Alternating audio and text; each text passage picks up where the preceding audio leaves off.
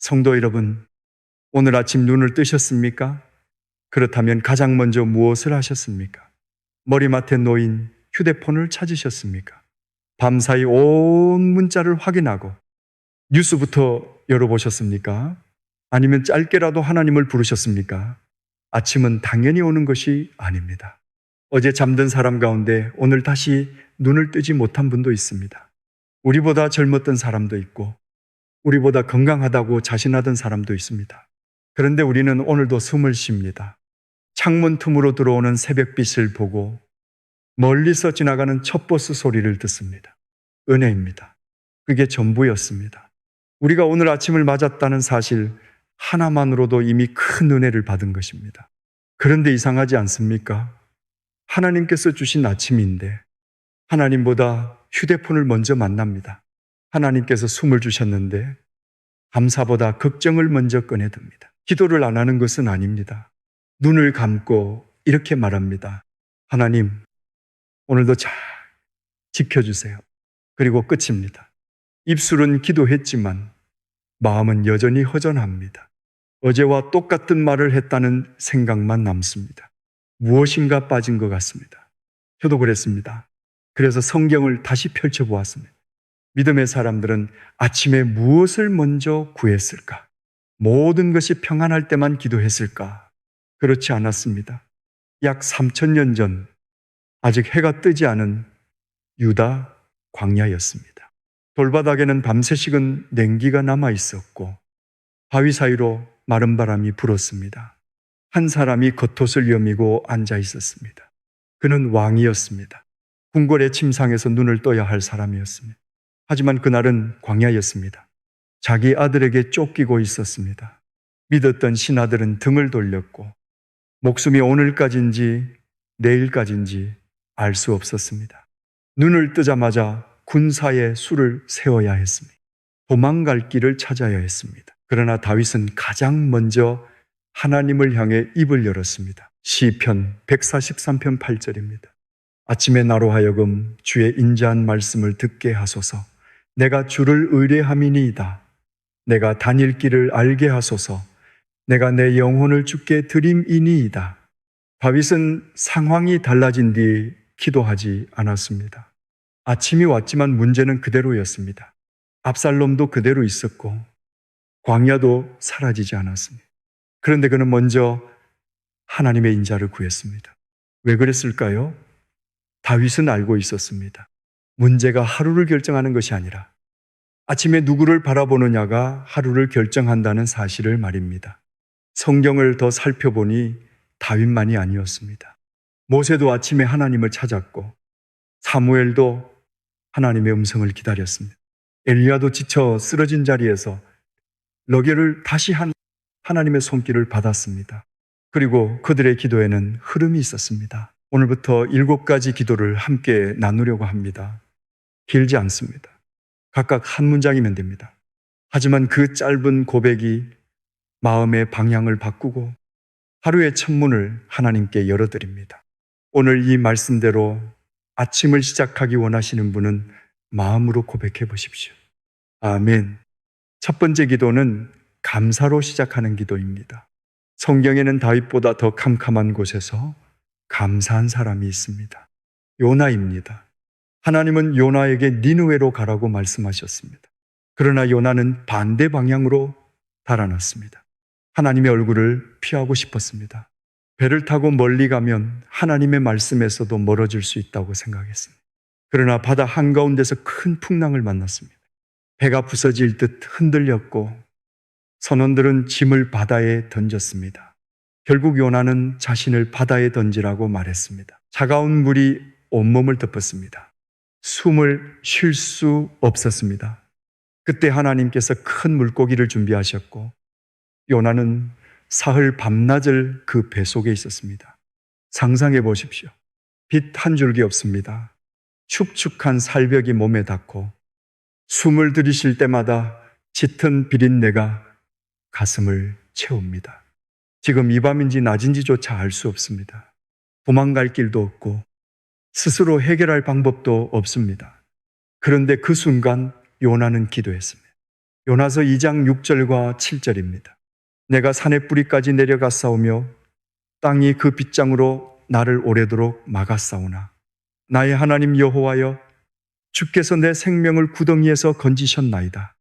내 영혼이 내 속에서 피곤할 때 내가 여호와를 생각하였더니 내 기도가 주께 이르러 싸우며 주의 성전에 미쳤나이다.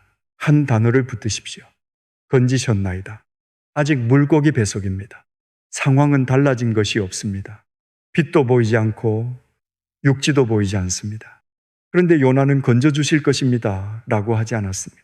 건지셨나이다 라고 고백했습니다. 이미 이루신 것처럼 감사했습니다.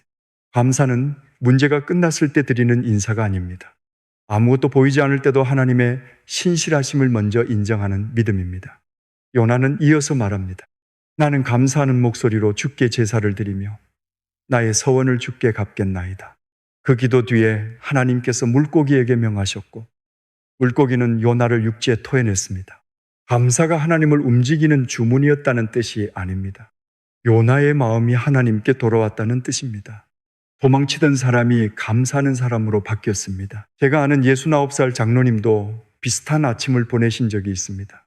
병원 검사 결과를 기다리던 날이었습니다. 새벽 5시가 조금 넘었는데 병실 복도에서는 고무바퀴 끄는 소리가 들렸고 소독약 냄새가 코끝을 찔렀습니다. 창문은 희뿌옇게 밝아오는데 마음은 더 어두워졌다고 합니다. 그분은 침대 곁에 앉아 한참 동안 아무 말도 하지 못했습니다. 그러다가 손을 모으고 이렇게 기도했습니다. 하나님, 오늘도 눈을 뜨게 하셔서 감사합니다. 결과가 어떠하든 주님이 저와 함께 계시니 감사합니다. 검사 결과가 나오기 전이었습니다. 두려움도 사라지지 않았습니다. 하지만 그 고백을 하고 나니 마음 안에서 작은 변화가 시작됐습니다. 혼자가 아니라는 사실이 느껴졌습니다. 괜찮습니다. 아직 답을 몰라도 됩니다. 여러분의 물고기 뱃속은 어디입니까? 자녀와 대화가 끊어진 자리입니까? 몸의 이상으로 검사 결과를 기다리는 시간입니까? 생활비가 모자라 통장을 여러 번 들여다보는 아침입니까? 그 자리에서 먼저 감사해 보십시오. 하나님, 오늘 아침도 눈을 뜨게 하셔서 감사합니다. 아직 길이 보이지 않지만 주님은 신실하십니다. 요나가 어둠 속에서 건지셨나이다 라고 고백한 것처럼 저도 감사로 오늘을 시작합니다. 길지 않습니다. 30초면 됩니다. 그러나 그 30초가 걱정이 들어오기 전에 하나님을 먼저 만나는 시간이 됩니다. 함께 기도하겠습니다. 하나님 아버지, 오늘 아침을 허락하신 은혜에 감사드립니다. 제가 당연하다고 여겼던 숨과 빛과 생명이 모두 주님께서 주신 선물임을 고백합니다. 요나가 물고기 배 속에서도 감사했던 것처럼 저도 지금 이 자리에서 감사드립니다. 아직 답이 보이지 않아도 주님은 신실하십니다. 어둠 속에서도 저를 붙드시고 계심을 믿습니다. 건지셨나이다. 이미 제 곁에 계시나이다. 오늘 하루를 감사로 열게 하소서. 예수님의 이름으로 기도합니다. 아멘. 감사로 아침을 열었습니다. 그런데 감사만 드리고 일어서면 곧 마음을 짓누르는 것이 찾아옵니다. 걱정입니다. 눈을 뜨자마자 오늘 해야 할 일이 떠오릅니다. 만나기 불편한 사람도 생각납니다. 자녀의 문제, 병원 검사, 갚아야 할 돈, 풀리지 않는 관계가 한꺼번에 마음으로 들어옵니다. 몸은 아직 이불 속에 있는데 마음은 벌써 하루 종일 뛰어다니고 있습니다. 성도 여러분, 오늘 아침 여러분의 어깨 위에는 어떤 짐이 놓여 있습니까? 성경에서 가장 지혜로운 사람으로 알려진 솔로몬도 걱정에서 자유롭지 못했습니다. 그는 지혜도 있었고 부도 누렸으며 사람들이 부러워할 만한 명예도 가졌습니다. 그러나 인생의 후반에 이런 고백을 남겼습니다. 전도서 2장 22절과 23절입니다. 사람이 해 아래에서 행하는 모든 수고와 마음에 애쓰는 것이 무슨 소득이 있으랴. 일평생에 근심하며 수고하는 것이 슬픔뿐이라. 그의 마음이 밤에도 쉬지 못하나니 이것도 헛되도다. 그의 마음이 밤에도 쉬지 못했습니다. 다 가진 사람도 그랬습니다. 지혜가 많다고 걱정이 사라지는 것이 아니고 돈이 있다고 마음이 편안해지는 것도 아닙니다. 사람의 힘으로는 마음의 짐을 완전히 들어올릴 수 없습니다.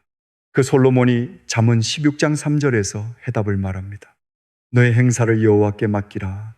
그리하면 네가 경영하는 것이 이루어지리라. 여기에서 맡기라는 말에는 골라리라는 뜻이 담겨 있습니다. 분리라는 것입니다. 커다란 돌이 어깨 위에 놓여 있다고 생각해 보십시오. 돌이 너무 무거워 허리가 휘고 무릎이 흔들립니다. 그 돌을 두 손으로 조심스럽게 들어 옮길 수 있겠습니까? 들 수 없습니다. 그러니 굴려버리라는 것입니다. 내가 감당할 수 없는 짐을 하나님 앞으로 굴리는 것입니다. 체면을 차리며 내려놓는 것이 아닙니다. 끝까지 붙들고 있다가 조금만 맡기는 것도 아닙니다. 내 손에서 완전히 놓는 것입니다. 창세기 29장 10절을 보면 야곱이 우물 아귀의 돌을 굴려냅니다. 평소에는 여러 목자가 힘을 모아야 움직일 수 있는 큰 돌이었습니다. 솔로몬은 바로 그런 그림을 떠올리게 합니다. 네, 짐이 그렇게 무겁다는 것을 하나님께서 아신다. 혼자 들 수 없다는 것도 아신다. 그러니 내 힘으로 버티지 말고 하나님 앞으로 굴려라. 여러분, 걱정을 오래 붙들고 있다고 책임감이 강한 사람이 되는 것은 아닙니다. 때로는 맡기지 못하는 불신앙이 책임감처럼 보일 뿐입니다. 하나님께 맡긴다는 것은 아무 일도 하지 않겠다는 뜻이 아닙니다. 내가 해야 할 일은 성실히 하되 결과까지 내가 지배하려는 마음을 내려놓는 것입니다. 내가 할 수 있는 것과 하나님께서 하실 일을 구별하는 것입니다. 시편 50 보편 22절도 말씀합니다. 내 짐을 여호와께 맡기라. 그가 너를 붙드시고 의인의 요동함을 영원히 허락하지 아니하시리로다. 던지십시오. 굴리십시오. 하나님, 오늘 제 자녀의 문제를 주님께 굴립니다. 남편의 건강을 주님께 맡깁니다. 갚아야 할 빚과 알 수 없는 내일을 주님 앞으로 던집니다. 제가 들 수 없는 것을 더는 혼자 짊어지지 않겠습니다. 이렇게 기도한다고 문제가 즉시 사라지는 것은 아닙니다. 통장 잔액이 갑자기 늘어나는 것도 아니고 검사 결과가 곧바로 바뀌는 것도 아닙니다. 그러나 짐의 자리가 바뀝니다. 내 어깨에 있던 짐이 하나님의 손으로 옮겨집니다. 그래서 상황은 그대로인데도 마음이 달라집니다. 숨이 조금 깊어지고 오늘 해야 할 한 걸음이 보이기 시작합니다. 두 번째 기도는 하루를 맡기는 기도입니다. 그런데 짐을 맡긴 뒤에도 반드시 지켜야 할 것이 있습니다. 마음입니다. 잠언 4장 23절입니다. 모든 지킬 만한 것 중에 더욱 내 마음을 지키라. 생명의 근원이 이에서 남이니라. 재산보다 먼저 마음을 지키라고 하십니다. 건강보다도 사람들의 평가보다도 마음을 지키라고 하십니다. 마음을 빼앗기면 가진 것이 많아도 하루가 무너집니다. 그러나 마음이 하나님 안에 서 있으면 상황이 흔들려도 사람 전체가 무너지지는 않습니다. 이 말씀을 삶으로 보여준 사람이 다니엘입니다. 다니엘은 나라를 잃은 포로였습니다. 어린 나이에 고향을 떠났고 이름까지 바뀌었습니다. 그러나 오랜 세월 성실하게 살아 제국의 높은 자리에 올랐습니다. 다른 관리들은 그를 시기했습니다.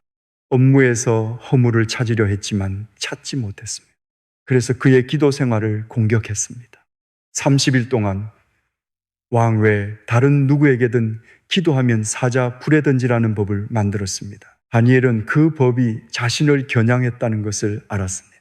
30일만 쉬면 됩니다. 창문을 닫고 마음속으로 기도해도 됩니다. 하나님께서도 사정을 이해해 주시리라고 스스로 합리화할 수 있었습니다. 그러나 다니엘 6장 10절은 이렇게 기록합니다. 다니엘이 이 조서에 왕의 도장이 찍힌 것을 알고도 자기 집에 돌아가서는 윗방에 올라가 예루살렘으로 향한 창문을 열고 전에 하던 대로 하루 3번씩 무릎을 꿇고 기도하며 그의 하나님께 감사하였더라. 전에 하던 대로.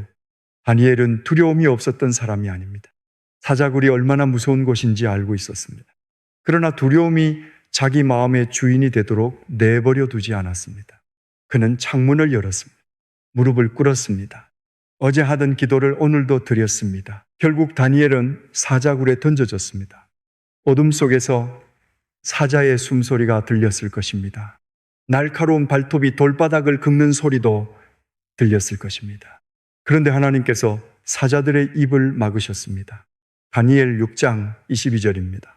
나의 하나님이 이미 그의 천사를 보내어 사자들의 입을 봉하셨으므로 사자들이 나를 상해하지 못하였사오니, 다니엘이 살아남은 이유는 그가 강철 같은 마음을 가졌기 때문이 아닙니다. 하나님께서 지켜주셨기 때문입니다.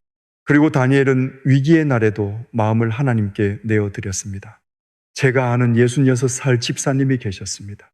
그분은 남편의 정밀검사 결과를 기다리고 있었고 오래된 대출 문제까지 겹쳐 있었습니다. 아침에 눈을 뜨면 걱정이 먼저 가슴을 눌렀습니다. 주방 바닥은 차가웠고 밥솥에서 김 빠지는 소리만 조용히 들렸습니다. 창밖에서는 첫 버스가 젖은 도로를 지나갔습니다. 집사님은 식탁에 앉아 휴대폰으로 병원 문자가 왔는지 계속 확인했습니다. 그러던 어느 날 휴대폰을 뒤집어 놓았습니다. 그리고 차가운 바닥에 무릎을 꿇었습니다. 하나님, 오늘 제 마음을 지켜주세요. 그게 전부였습니다. 그 기도를 한 다음 날에도 걱정은 찾아왔습니다. 빚도 그대로였고 검사 결과도 아직 나오지 않았습니다. 하지만 집사님은 날마다 전에 하던 대로 무릎을 꿇었습니다. 2달쯤 지나 이렇게 말씀하셨습니다. 문제가 없어지지는 않았어요. 그런데 전에는 걱정이 저를 먼저 만났다면 이제는 하나님이 저를 먼저 만나주세요. 그래서 견딜 수 있어요. 성도 여러분, 아침에 가장 먼저 문을 두드리는 것이 무엇입니까? 두려움입니까? 후회입니까?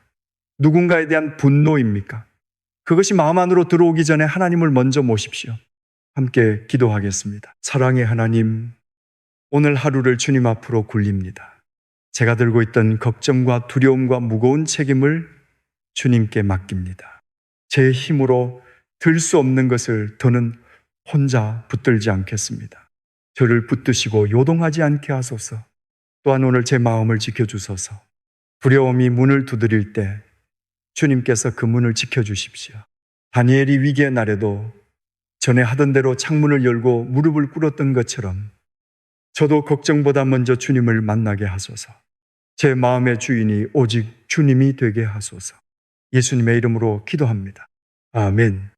감사로 시작했습니다. 하루를 맡겼습니다. 마음을 지켜달라고 기도했습니다. 그런데도 남는 질문이 있습니다. 오늘 어디로 가야 합니까? 무엇을 선택해야 합니까? 누구의 말을 따라야 합니까? 두 길이 모두 옳아 보이는데 어느 쪽으로 가야 할지 모를 때가 있습니다. 경험이 많아질수록 판단이 쉬워질 것 같지만 오히려 책임이 커져 더 두려울 때도 있습니다. 성도 여러분, 길을 모를 때는 먼저 길을 아시는 분께 물어야 합니다. 에스라는 바벨론 포로 생활을 마친 백성을 이끌고 예루살렘으로 돌아가야 했습니다. 그 길은 가벼운 여행이 아니었습니다. 약 1500km에 이르는 먼 길이었습니다. 어린아이와 노인도 함께 했고 성전을 위해 드릴 금과 은도 가지고 가야 했습니다. 광야에는 도적이 숨어 있었습니다.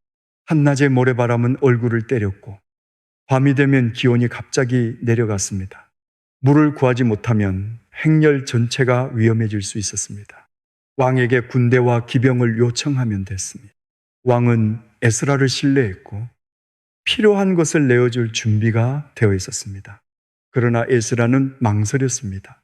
에스라 8장 22절입니다. 이는 우리가 전에 왕에게 아뢰기를 우리 하나님의 손은 자기를 찾는 모든 자에게 선을 베푸시고 자기를 배반하는 모든 자에게는 권능과 진노를 내리신다 하였으므로 길에서 적군을 맑고 우리를 도울 보병과 마병을 왕에게 구하기를 부끄러워하였습니다. 에스라는 사람의 도움을 받는 것이 죄라고 말한 것이 아닙니다. 군대를 거느리는 것이 믿음 없다는 뜻도 아닙니다.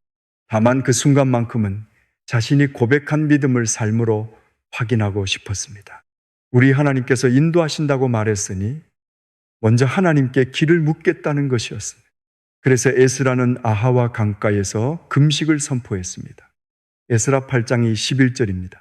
그때에 내가 아하와 강가에서 금식을 선포하고 우리 하나님 앞에서 스스로 겸비하여 우리와 우리 어린아이와 모든 소유를 위하여 평탄한 길을 그에게 간구하였으니, 평탄한 길이라는 말에는 데레크 예샤라라는 뜻이 담겨 있습니다. 바른 길입니다. 가장 빠른 길이 아닐 수 있습니다. 가장 편한 길도 아닐 수 있습니다. 그러나 하나님께서 이끄시는 길입니다. 우리는 자주 빠른 길을 달라고 기도합니다. 손해보지 않는 길을 찾고 사람들이 많이 선택하는 길을 따라가려고 합니다. 하지만 에스라는 바른 길을 구했습니다. 하나님, 제 마음에 드는 길이 아니라 주님이 기뻐하시는 길을 보여주십시오. 이 기도가 필요합니다. 에스라와 백성은 넉 달 동안 길을 걸었습니다. 아이들의 울음소리가 들리고 수레바퀴가 마른 돌에 부딪히는 소리가 이어졌을 것입니다. 해가 질 때마다 오늘도 무사히 지나왔다는 사실에 가슴을 쓸어내렸을 것입니다. 그리고 에스라 8장 31절은 이렇게 증언합니다. 우리 하나님의 손이 우리를 도우사 대적과 길에 매복한 자의 손에서 건지신지라. 하나님의 손이 그들을 인도했습니다. 오늘 중요한 결정을 앞두고 계십니까? 자녀에게 어떤 말을 해야 할지 모르십니까? 치료를 계속할지, 일을 그만둘지, 관계를 붙잡을지 내려놓을지 고민하고 계십니까? 조급하게 답부터 정하지 마십시오. 먼저 기도하십시오. 하나님, 오늘 제가 걸어야 할 데레크 예시하라를 보여주십시오. 제 고집이 아니라 주님의 뜻을 따르게 하소서. 빠른 길보다 바른 길을 선택하게 하소서. 네 번째 기도는 인도하심을 구하는 기도입니다. 그런데 하나님께 길을 물었다면 이제 들을 준비를 해야 합니다. 우리가 말만 하고 일어나 버리면 하나님의 대답을 들을 수 없습니다. 다섯 번째 기도는 말씀을 구하는 기도입니다. 사무엘이 살던 시대는 영적으로 어두웠습니다. 사무엘상 3장 1절은 그때에 여호와의 말씀이 희귀하여 이상이 흔히 보이지 않았다고 말합니다. 성전에는 사람이 있었지만 하나님의 음성은 드물었습니다. 제사장은 있었지만 영적인 눈은 흐려졌습니다. 엘리의 아들들은 하나님의 집에서 악을 행했고 백성의 마음은 메말라 갔습니다. 그런 때에 어린 사무엘이 성전에서 자라고 있었습니다. 어느 밤이었습니다. 하나님의 등불은 아직 꺼지지 않았고 사무엘은 성전 안에 누워 있었습니다. 희미한 불빛이 기둥 사이에 머물고 있었습니다. 그때 누군가 불렀습니다. 사무엘아. 사무엘은 엘리에게 달려갔습니다. 부르셨습니까? 엘리는 부르지 않았다고 했습니다. 다시 누우라고 했습니다. 두 번째로 같은 일이 일어났습니다. 세 번째 부르심이 들렸을 때 엘리는 비로소 하나님께서 아이를 부르신다는 사실을 깨달았습니다. 엘리는 사무엘에게 가르쳐 주었습니다. 다시 부르시거든 이렇게 대답하여라. 여호와여 말씀하옵소서. 주의 종이 듣겠나이다. 사무엘은 다시 누웠습니다. 그리고 하나님께서 오셔서 부르셨습니다. 사무엘아, 사무엘아. 이번에는 이름을 2번 부르셨습니다. 다른 사람이 아니라 바로 너를 부른다는 뜻입니다. 너를 통해 말씀하시겠다는 부르심이었습니다. 사무엘이 대답했습니다. 말씀하옵소서. 주의 종이 듣겠나이다. 그 짧은 고백이 사무엘의 인생을 바꾸었습니다. 이후 그는 하나님의 말씀을 전하고 왕을 세우며 한 시대를 이끄는 선지자가 되었습니다. 시작은 거창하지 않았습니다. 듣겠습니다. 그게 전부였습니다. 72살 된 한 권사님이 계셨습니다. 그분은 28해 동안 아침마다 성경을 읽으셨습니다. 성경책 가장자리는 달았고 여러 구절에는 붉은 연필 자국이 겹쳐 있었습니다. 하지만 어느 순간부터 말씀이 마음에 들어오지 않았습니다. 읽고 나면 무엇을 읽었는지 기억나지 않았습니다. 오래된 종이 냄새를 맡으며 페이지는 넘기지만 마음은 다른 걱정을 따라갔습니다. 어느 날 권사님은 성경을 펴기 전에 2 손을 얹고 기도했습니다. 하나님, 오늘 제게 말씀해 주십시오. 말씀하옵소서. 주의 종이 듣겠나이다. 그리고 이사야서를 읽기 시작했습니다. 얇은 새벽빛이 식탁 위로 들어오고 벽식의 초침 소리만 방 안에 들렸습니다. 수없이 읽었던 한 구절 앞에서 손이 멈췄습니다. 내가 너를 지명하여 불렀나니 너는 내 것이라. 그날 권사님은 한참 동안 그 말씀을 바라보다가 눈물을 흘리셨습니다. 처음 읽은 말씀이 아니었습니다. 그러나 처음으로 자신에게 주시는 말씀처럼 들렸습니다. 성경이 달라진 것이 아닙니다. 듣는 마음이 열렸습니다. 여러분도 아침에 성경부터 급하게 읽지 마십시오. 먼저 짧게 기도해 보십시오. 하나님, 오늘 제게 말씀해 주십시오. 제 귀를 열어주시고 마음을 부드럽게 하소서. 제가 듣고 싶은 말이 아니라 들어야 할 말씀을 주소서. 말씀하옵소서. 주의 종이 듣겠나이다. 한 장을 다 읽지 못해도 괜찮습니다. 한 절이라도 마음에 품으십시오. 그 말씀을 하루 동안 천천히 되새겨 보십시오. 오늘 나눈 기도 가운데 여러분의 마음에 가장 깊이 들어온 기도가 무엇입니까? 댓글에 감사, 맡김, 마음 지킴, 인도하심. 말씀 가운데 하나를 적어 보십시오. 그 고백이 내일 아침에 결단이 될 수 있습니다. 함께 기도하겠습니다. 길을 아시는 하나님, 오늘 제가 걸어야 할 바른 길을 보여주소서. 제 경험과 고집만 의지하지 않게 하시고 바른 길보다 주님이 기뻐하시는 데레크 예샤라를 선택하게 하소서. 말씀하시는 하나님, 사무엘처럼 고백합니다. 말씀하옵소서. 주의 종이 듣겠나이다. 제 귀를 열어주시고 오늘 제게 필요한 한 말씀을 허락하여 주소서. 그 말씀을 듣는 데서 멈추지 그러면 in his 포도 순종하며 살아가게 하소서. 예수님의 이름으로 기도합니다. 아멘. 말씀을 구하는 기도까지 나누었습니다. 그런데 말씀을 들어도 움직일 힘이 없을 때가 있습니다. 무엇이 옳은지는 압니다.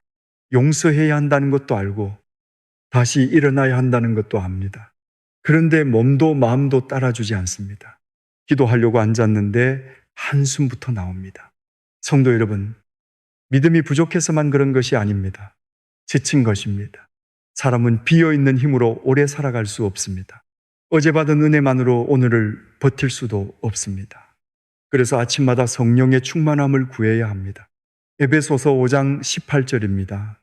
술 취하지 말라 이는 방탕한 것이니 오직 성령으로 충만함을 받으라. 충만함을 받으라는 말씀은 한 번만 충만해지라는 뜻이 아닙니다. 계속해서 채움을 받으라는 뜻입니다. 어제 충만했어도 오늘 다시 구해야 합니다. 우리는 그릇과 같습니다. 하루를 살다 보면 마음이 새어나갑니다.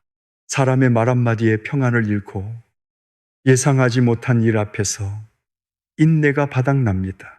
그러니 빈 것을 부끄러워하지 마십시오. 다시 채워달라고 구하면 됩니다. 성경에서 가장 강력한 승리를 경험하고도 바로 다음 날 무너진 사람이 있습니다. 엘리야입니다. 갈멜산에서 엘리야는 바알의 선지자 450명과 맞섰습니다. 백성은 누가 참된 하나님인지 알지 못한 채 머뭇거리고 있었습니다. 엘리야는 무너진 제단을 다시 쌓고 재물 위에 물을 부었습니다. 불안까지 물러 가득 찼습니다. 사람의 방법으로는 불이 붙을 수 없는 상황이었습니다. 그때 엘리야가 기도했습니다. 열왕기상 18장 36절과 37절입니다. 아브라함과 이삭과 이스라엘의 하나님 여호와여, 주께서 이스라엘 중에서 하나님이신 것과 내가 주의 종인 것과 내가 주의 말씀대로 이 모든 일을 행하는 것을 오늘 알게 하옵소서. 여호와여, 내게 응답하옵소서. 내게 응답하옵소서. 이 백성에게 주 여호와는 하나님이신 것과 주는 그들의 마음을 되돌이키심을 알게 하옵소서. 그러자 여호와의 불이 내려왔습니다. 재물과 나무와 돌과 흙을 태웠고 도랑의 물까지 말랐습니다. 백성은 얼굴을 땅에 대고 외쳤습니다. 여호와 그는 하나님이시로다. 여호와 그는 하나님이시로다. 엄청난 승리였습니다. 그런데 바로 그 다음 장에서 엘리야는 무너집니다. 이세벨이 그를 죽이겠다고 위협하자 광야로 도망쳤습니다. 홀로 로뎀나무 아래 앉아 죽기를 구했습니다. 주님, 이제 넉넉하오니 제 생명을 거두어 주십시오. 어제 하늘에서 불을 내린 사람입니다. 그런데 오늘은 살 힘이 없다고 말합니다. 믿음의 영웅도 지칠 수 있습니다. 큰 은혜를 받은 다음에도 마음이 꺼질 수 있습니다. 괜찮습니다. 하나님은 그런 엘리야를 꾸짖지 않으셨습니다. 왜 믿음이 없느냐고 몰아붙이지 않으셨습니다. 먼저 재우셨습니다. 엘리야가 로뎀나무 아래 누워 잠들었을 때 천사가 그를 어루만졌습니다. 일어나서 먹으라. 엘리야가 눈을 떠보니 머리맡에 숯불에 구운 떡과 물 한 병이 있었습니다. 그는 먹고 마신 뒤 다시 누웠습니다. 천사가 다시 와서 그를 어루만지며 말했습니다. 일어나 먹으라. 네가 갈 길을 다 가지 못할까 하노라. 하나님은 엘리야의 길이 아직 끝나지 않았음을 알고 계셨습니다. 그러나 사명을 다시 맡기기 전에 먼저 먹이고 쉬게 하셨습니다. 성도 여러분, 영적인 회복은 때로 아주 평범한 모습으로 찾아옵니다. 따뜻한 밥 한 끼일 수 있습니다. 깊은 잠 한 번일 수도 있습니다. 아무 말 없이 내 손을 잡아주는 사람을 통해 올 수도 있습니다. 몸이 지쳤는데 믿음만 탓하지 마십시오. 울고 있는데 강한 척하지도 마십시오. 하나님 앞에서 솔직하게 말하십시오. 주님, 제가 지쳤습니다.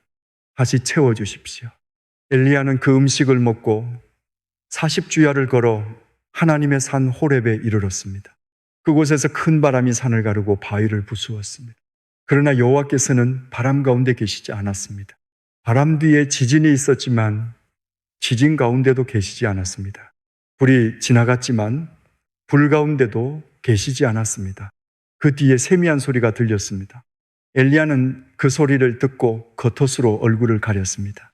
하나님은 갈멜산의 불로만 일하시는 분이 아닙니다. 지쳐 쓰러진 사람의 귀에 작은 음성으로 말씀하시는 분입니다. 세상에 들썩이는 기적만 하나님의 역사가 아닙니다. 무너진 마음에 다시 살아갈 힘이 생기는 것, 그것도 성령의 역사입니다. 68살 된 한 집사님이 계셨습니다. 남편이 오랜 병을 앓아 몇 해 동안 곁에서 간호하셨습니다. 약 먹을 시간을 챙기고 밤중에도 몇 번씩 일어나 이불을 덮어주었습니다. 어느 겨울 새벽이었습니다. 창문에는 빗방울이 부딪혔고 주전자에서는 가느다란 김이 올라왔습니다. 식탁 위에는 뜯다만 약 봉지가 놓여 있었습니다. 집사님의 손은 피곤해서 조금씩 떨렸습니다. 그분은 의자에 앉아 이렇게 중얼거렸습니다. 하나님, 저는 이제 좋은 마음도 남지 않았습니다. 남편에게 따뜻하게 말해야 하는데 짜증부터 납니다. 기도해야 하는데 아무 말도 나오지 않습니다. 그리고 한마디를 더 했습니다. 성령님, 오늘 저를 다시 채워주세요. 그날 남편의 병이 갑자기 낫지는 않았습니다. 집사님의 피로도 한순간에 사라지지 않았습니다. 그러나 아침 약을 건네면서 평소보다 조금 부드럽게 말할 수 있었습니다. 여보, 오늘도 같이 견뎌봅시다. 작은 말이었습니다. 그런데 그분은 그 말이 자기 힘에서 나온 것이 아니었다고 고백했습니다. 바닥난 마음에 하나님께서 한 숟가락의 사랑을 다시 부어주신 것 같았다고 했습니다. 그날 이후로 집사님은 아침마다 같은 기도를 드렸습니다. 성령님, 오늘 필요한 만큼만 채워주십시오. 끝까지 갈 힘을 주십시오. 여러분도 너무 멀리 보지 마십시오. 평생을 견딜 힘을 한꺼번에 달라고 하지 않아도 됩니다. 오늘 하루 사랑할 힘, 오늘 하루 참을 힘, 오늘 하루 다시 일어설 힘을 구하십시오. 하나님은 오늘 몫의 은혜를 주십니다. 6번째 기도는 성령의 충만함을 구하는 기도입니다. 함께 기도하겠습니다. 사랑의 하나님, 제 힘이 바닥났음을 주님 앞에 고백합니다. 해야 할 일은 많고 마음은 지쳤습니다. 엘리야가 로뎀나무 아래 쓰러졌을 때 먹이시고 쉬게 하셨던 것처럼 저도 어루만져 주소서. 성령님, 오늘 저를 충만하게 채워주십시오.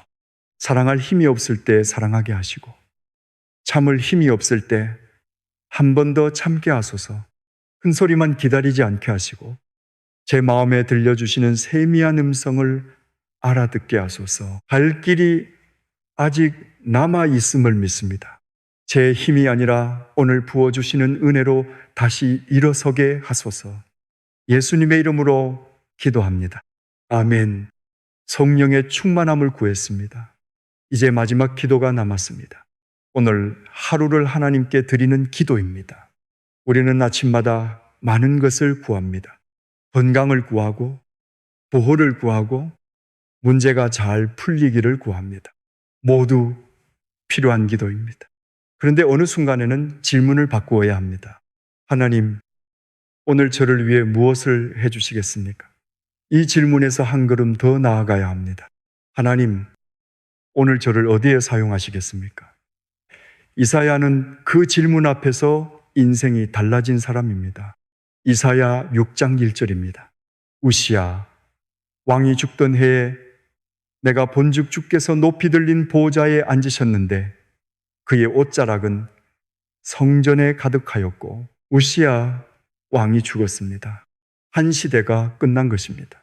나라의 앞날은 불안했고 사람들의 마음은 흔들렸습니다. 땅의 왕자가 비어버린 것처럼 보였습니다. 그때 이사야는 하늘의 보좌를 보았습니다. 땅의 왕은 죽었지만 하늘의 왕은 살아계셨습니다. 세상은 흔들려도 하나님의 보좌는 흔들리지 않았습니다. 스랍들이 하나님 앞에서 외쳤습니다. 거룩하다, 거룩하다, 거룩하다. 만군의 여호와여, 그의 영광이 온 땅에 충만하도다. 그 소리에 문지방의 터가 흔들렸고 성전에는 연기가 가득했습니다. 이사야는 하나님의 거룩하심 앞에서 자신을 보게 되었습니다. 그는 곧바로 말했습니다. 화로다 나여 망하게 되었도다. 나는 입술이 부정한 사람이요, 나는 입술이 부정한 백성 중에 거주하면서 만군의 여호와이신 왕을 배웠음이로다. 하나님을 제대로 보면은 남의 허물보다 내 허물이 먼저 보입니다. 다른 사람의 잘못을 말하기 전에 내 입술이 얼마나 부정했는지 깨닫게 됩니다. 이사야는 변명하지 않았습니다. 하나님, 저는 다른 사람보다 낫습니다. 저는 그래도 열심히 살았습니다. 그렇게 말하지 않았습니다. 거룩하신 하나님 앞에서 자신의 모습을 그대로 인정했습니다. 그런데 그 순간 한 스랍이 제단에서 숯을 가져다가 이사야의 입술에 댔습니다. 보라, 이것이 내 입에 닿았으니 내 악이 제하여졌고 내 죄가 사하여졌느니라. 뜨거운 숯이 입술에 닿았습니다. 아팠을 것입니다. 그러나 그 불은 이사야를 태워 없애는 불이 아니었습니다. 깨끗하게 하는 불이었습니다. 하나님은 죄를 보여주신 뒤 이사야를 버리지 않으셨습니다. 씻으셨습니다. 다시 세우셨습니다. 그리고 하나님의 음성이 들렸습니다.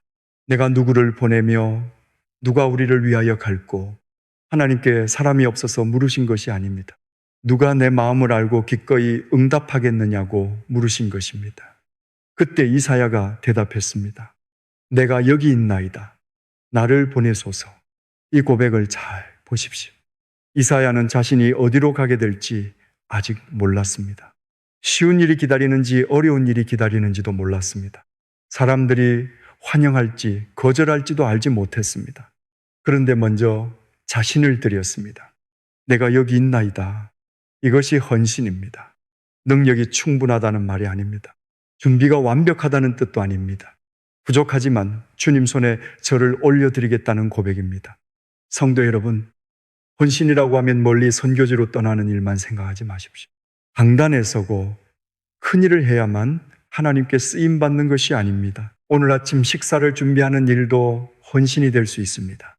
몸이 불편한 배우자에게 약을 건네는 것도 사명입니다. 외로운 교우에게 전화 한 통을 하는 일, 손주의 이야기를 짜증내지 않고 끝까지 들어주는 일도 하나님께 드리는 섬김입니다. 74살 된 한 권사님이 계셨습니다. 자녀들을 모두 키운 뒤에는 자신이 할 일이 없다고 느끼셨습니다. 몸도 예전 같지 않았고 교회 봉사도 줄어들었습니다. 어느 날 이렇게 말씀하셨습니다. 목사님, 저는 이제 하나님께서 쓰시기에는 너무 늙은 것 같아. 그날 이사야의 말씀을 함께 나누었습니다. 권사님, 하나님께서는 얼마나 큰 일을 할 수 있느냐고 묻지 않으십니다. 오늘 내 앞에 있는 한 사람을 사랑할 수 있느냐고 물으십니다.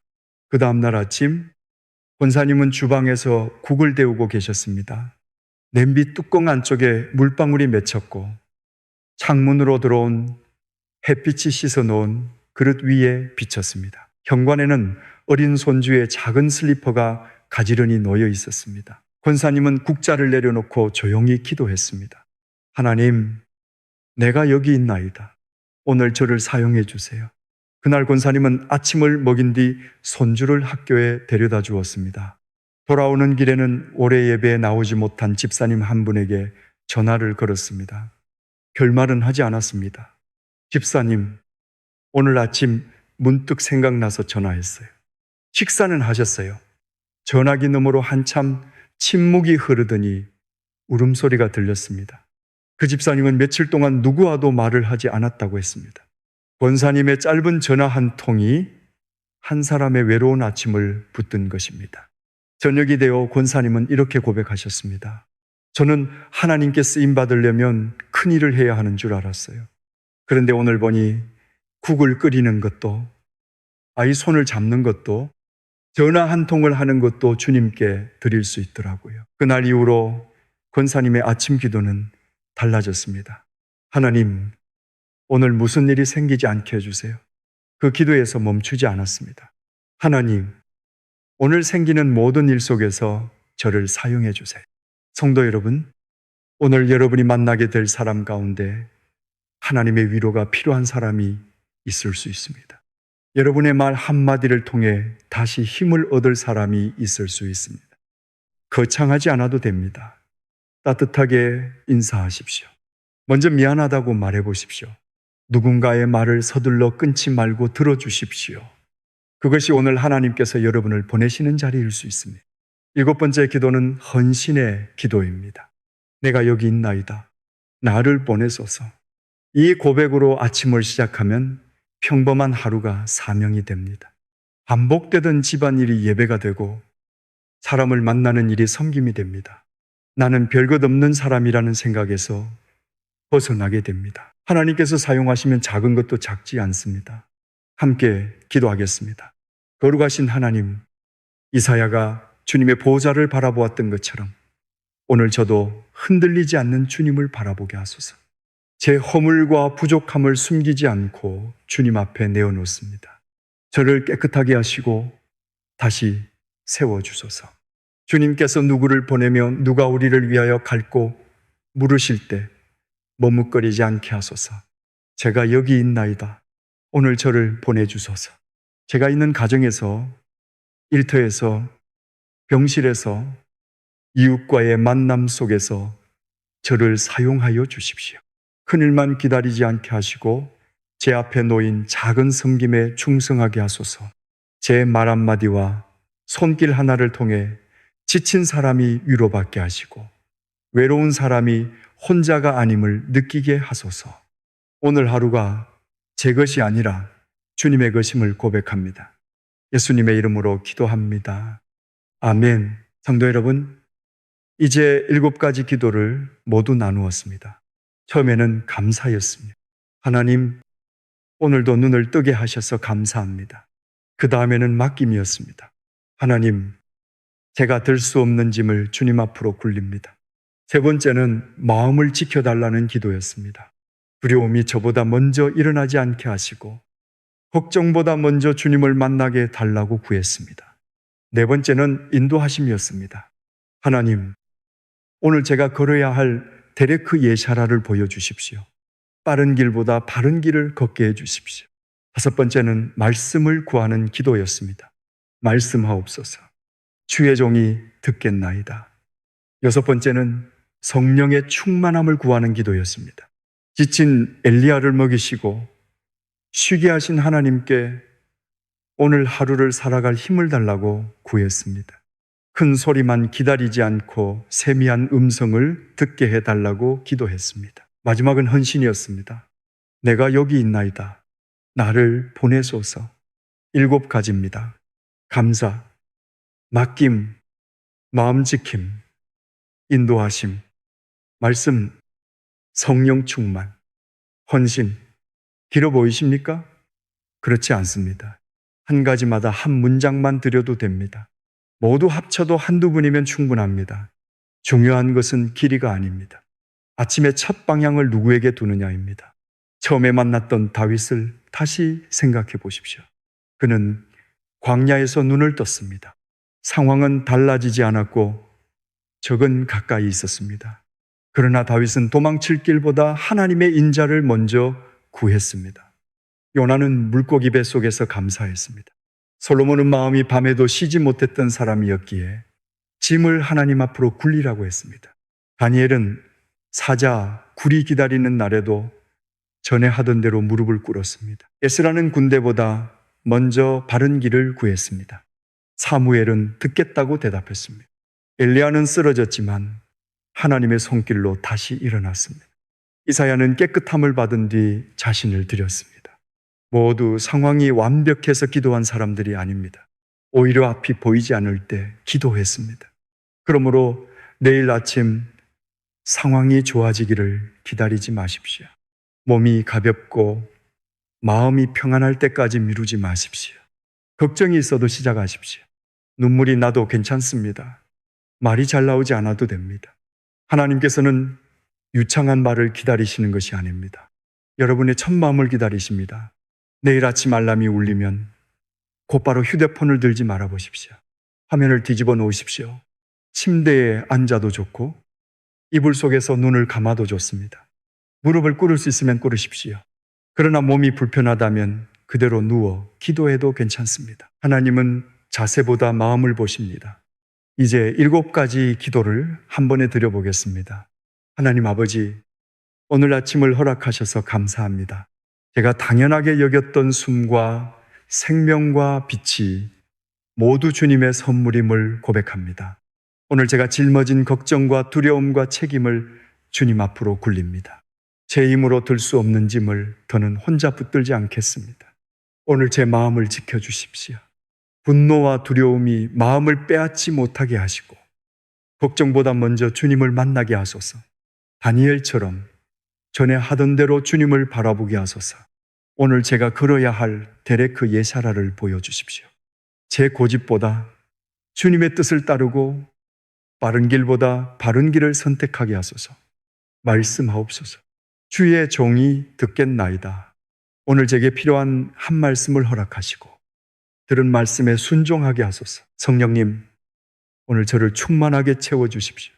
지친 마음을 어루만지시고 사랑할 힘과 참을 힘과 다시 일어날 힘을 주소서. 세미한 음성을 놓치지 않게 하소서. 내가 여기 있나이다. 나를 보내소서. 오늘 만나는 사람을 사랑하게 하시고 작은 일에도 충성하게 하십시오. 제 말과 손길을 통해 누군가 위로받게 하소서. 오늘 하루는 제 것이 아니라 주님의 것입니다. 제 걸음과 생각과 입술을 받아주십시오. 예수님의 이름으로 기도합니다. 아멘. 성도 여러분, 이 기도가 내일 아침 한 번으로 끝나지 않기를 바랍니다. 한 주일만 실천해 보십시오. 아침마다 같은 순서로 기도해 보십시오. 완벽하게 하려 하지 마십시오. 어느 날은 감사 한마디만 드릴 수도 있습니다. 어느 날은 맡김에서 오래 머물 수 있습니다. 괜찮습니다. 중요한 것은 다시 시작하는 것입니다. 혹시 하루를 놓쳤습니까? 다음 날 다시 하십시오. 기도하지 못했다고 자신을 정죄하지 마십시오. 하나님은 실패한 자녀를 문 밖에 세워두시는 아버지가 아닙니다. 돌아오는 자녀를 기다리시는 아버지입니다. 오늘 가장 필요했던 기도가 무엇이었습니까? 감사였습니까? 맡김이었습니까? 마음 지킴이었습니까? 인도하심, 말씀, 성령 충만, 헌신 가운데 하나였습니까? 댓글에 그 한 가지를 적어 보십시오. 그리고 내일 아침부터 시작하겠다는 마음으로 실천합니다라고 고백해 보십시오. 기도 제목이 있다면 함께 남겨주십시오. 누군가는 그 제목을 읽고 여러분을 위해 기도할 것입니다. 오늘 말씀이 필요한 가족이나 교우가 떠오른다면 조용히 나누어 주십시오. 아침마다 걱정으로 눈을 뜨는 한 사람에게 이 말씀이 작은 등불이 될 수 있습니다. 여러분의 내일 아침이 오늘과 같지 않기를 축복합니다. 휴대폰보다 하나님을 먼저 만나십시오. 걱정보다 감사를 먼저 말하십시오. 짐은 골날 하나님 앞으로 굴려버리십시오. 두려움이 찾아와도 전에 하던 대로 무릎을 꿇으십시오. 길을 모를 때 데레크 예사라를 구하십시오. 말씀이 메마르게 느껴질 때 말씀하옵소서라고 고백하십시오. 지쳤을 때는 성령의 충만함을 구하고 세미한 음성을 기다리십시오. 그리고 하루의 문 앞에서 이렇게 말하십시오. 내가 여기 있나이다. 나를 보내소서. 하나님께서 여러분의 모든 문제를 한순간에 없애주신다고 약속할 수는 없습니다. 그러나 분명한 것이 있습니다. 하나님은 그 아침에 여러분과 함께 계십니다. 광야에도 계시고 물고기 뱃속에도 계시며 사자굴과 먼 광야길에도 함께 계십니다. 병실에도 계십니다. 조용한 주방에도 계십니다. 아무도 알아주지 않는 눈물의 자리에도 계십니다. 그러니 두려워하지 마십시오. 내일 아침도 은혜입니다. 그 은혜의 첫 시간을 하나님께 드리십시오. 주님께서 여러분의 마음을 붙드시고 걸음을 인도하시며 오늘을 살아갈 힘을 채워주실 것입니다. 우리 주 예수 그리스도의 은혜와 하나님의 사랑과 성령의 위로가 아침마다 주님을 먼저 찾기로 결단하는 모든 성도, 여러분의 가정과 자녀와 걸음 위에 늘 함께 하시기를 축원합니다. 아멘.